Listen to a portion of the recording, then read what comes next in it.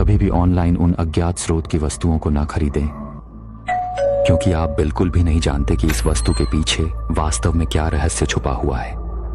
एक बार इसे अपने घर में डाल दिया जाए तो यह न केवल किसी प्रकार की घर की लहर नहीं पैदा करेगा, बल्कि कुछ अशुभ चीजें भी लाने की संभावना है।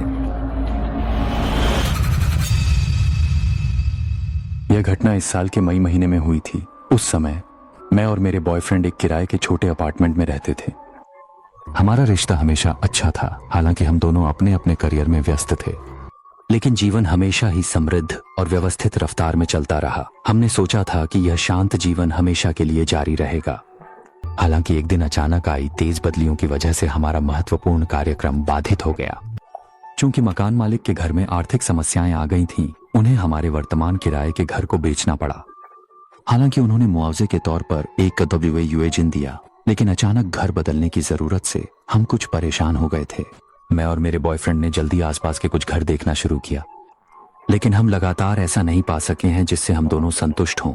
मुख्य कारण शायद ये है कि मैं काफी चुनिंदा हूं, क्योंकि किराए पर लेने के मामले में मैं अभी भी सावधानी की नीति अपना रहा हूं।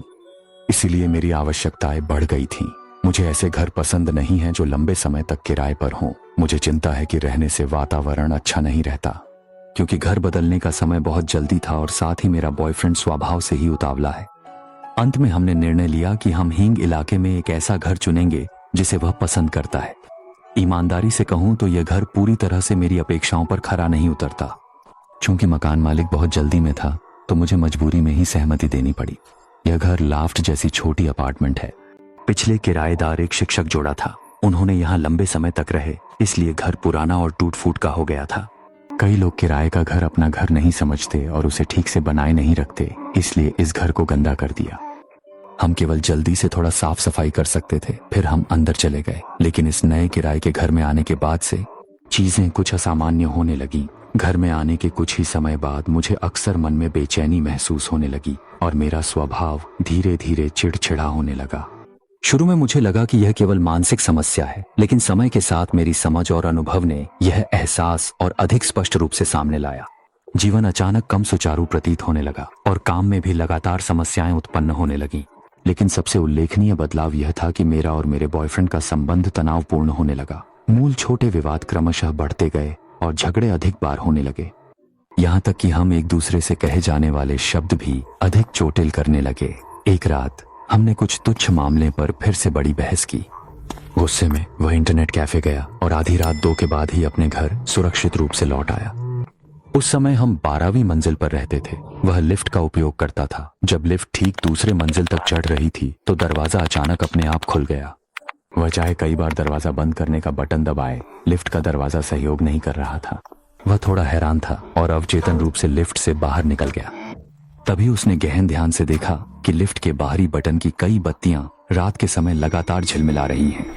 ऐसा लगता था जैसे कोई लगातार उन्हें दबा रहा हो। लिफ्ट के दरवाजे बार बार खुलते और बंद होते रहे। इस प्रकार के दृश्य ने उसे थोड़ा भ्रमित कर दिया। घबराहट में उसने रोक ना पाते हुए जोर से गाली देना शुरू कर दिया। उसने धुएं की सिगरेट जलाते हुए लगभग 2-3 मिनट बिताए। लिफ्ट ही सामान्य हुई। तभी उसने हिम्मत जुटाकर डरते डरते लिफ्ट से ऊपर जाने का निर्णय लिया। घर पहुंचने पर मैंने देखा कि उसका चेहरा पीला पड़ गया था। माथे पर ठंडी पसीने की बूंदें थीं। मुझसे मिलने के बाद वह बेताब होकर लिफ्ट में हाल ही में हुई अजीब घटना के बारे में बताने लगा। उसकी बात सुनकर मेरी पीठ में भी सर्दी सी घूम गई। एक सर्दी की लहर अपने आप मेरी रीढ़ की हड्डियों से ऊपर की ओर चढ़ी। उस क्षण मुझे अचानक एहसास हुआ कि जब से हम यहाँ आए हैं, लगातार होने वाली बुरी घटनाएं शायद संयोग नहीं है। मेरे दिल में संदेह भी दिन ब दिन गहराता जा रहा है। एक अवर्णनीय डर की गहरी भावना धीरे धीरे मुझे पूर्णता से घेरने लगी। अगले दिन मैंने इन हालिया घटनाओं के बारे में अपनी बहन को बताया। सुनकर मेरी बहन भी कुछ चिंतित हो गई, इसलिए उसने इस विषय को समझने वाले एक दोस्त को मेरे पास देखने के लिए लाया। मेरी बहन के दोस्त मेरे घर आने के बाद ध्यान से चारों ओर देखे और फिर मुझे बताया कि हमारी इमारत की स्थिति में कुछ समस्याएं हैं, क्योंकि ठीक सामने वाली इमारत का कर्णांश सीधे हमारे सामने है। ऐसे विन्यास से हमारे लिए लाभदायक नहीं हो सकता। उसने मुझे यह भी आश्वस्त किया कि समस्या बड़ी नहीं है, बस कुछ समायोजन करने से इसे सुलझाया जा सकता है। उसने पहले हमारे कमरे की सफाई में मदद की, फिर उसने मुझे सलाह दी कि मैं बालकनी के शीशे और प्रवेश द्वार के बाहर क्रमशः 2 शीशे लगाऊं। दरअसल उस समय मैं भी आधा अधूरा विश्वास करती थी, लेकिन सोचा कि कोशिश करने में कोई हर्ज नहीं है, इसलिए मैंने उसकी मांग के अनुसार कमरे को फिर से सजाया। अजब बात है, उन 2 शीशों को लगाने के बाद मेरे और मेरे प्रेमी के बीच का संबंध वास्तव में धीरे धीरे बेहतर हो गया और मैं कमरे में मौजूद उस दबाव को भी महसूस करने लगी और अस्थिर चुंबकीय क्षेत्र में भी स्पष्ट रूप से बदलाव आया। लगभग 1 और महीना बीत गया। मैं बिस्तर पर लेटा था और बोर होकर मोबाइल चला रहा था। अनजाने में मैंने एक ब्लॉगर को उनके घर के सामने एक जोड़ी मिनी लायन दिखाते देखा। वे काफी प्यारे दिख रहे थे और ब्लॉगर ने कहा था, ये छोटे पिंड घर की सुरक्षा में भी मदद करते हैं, इसलिए मैंने ज्यादा सोचे बिना ऑनलाइन उन जैसी ही एक जोड़ी ढूंढ ली।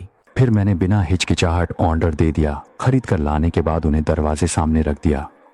लेकिन अजीब बात यह थी कि जब से मैंने ये छोटे पत्थर के शेर खरीदे, मेरे और मेरे प्रेमी के बीच संबंध और भी ज्यादा तनावपूर्ण हो गए। हम बार बार बहस करने लगे और पहले से भी ज्यादा तीव्र बहस हो गई। घर का माहौल फिर से ठंडा पड़ने लगा धीरे धीरे। ठंडा युद्ध के दौरान हम अलग अलग बिस्तरों पर सोने लगे। वह ऊपर की मंजिल पर सोता था, वहीं मैं नीचे की मंजिल पर सोती थी। एक रात जब मैं देर तक मोबाइल चला रही थी, तभी जब मैं आधे अधूरे सो गई, अचानक मुझे ऐसा महसूस हुआ कि मेरे सिर के ऊपर कोई व्यक्ति धीरे धीरे तैर रहा है। मैंने अचानक अपनी आंखें खोली और मैंने देखा एक औरत मेरे सिर के ऊपर तैर रही थी।